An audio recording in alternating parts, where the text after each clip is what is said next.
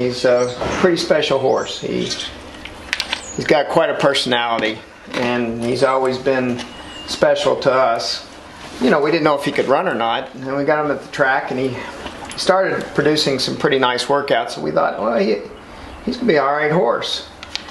Turned out to be a really nice horse, and coming into his own right when he got injured. In the New Orleans Handicap, he fractured both front sesamoids in his right leg and tore his tendon and all the ligaments in there.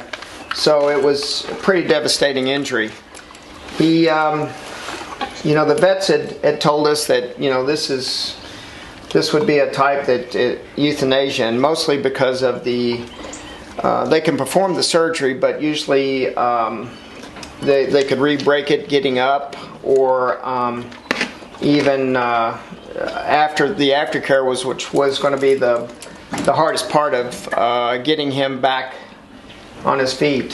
Him lying down so much and staying off his feet really helped him in his recovery. And we kind of knew that. We told the surgeon that. And when we took him in for surgery, I had to show all the interns at LSU and the vets pictures of him and how he eats his hay while he's lying down, flat down, and how he sits, and because I didn't want them to be alarmed that something was more wrong with him than just his leg. He means the world to me.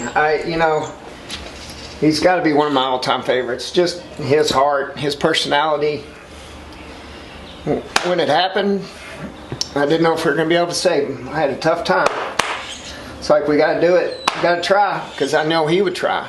And you know, it sounds corny, but I told him on the van back to the barn after he broke down. I said, we're going to do everything we can, but you got to do everything yourself. you got to be a good patient. And you know, he was.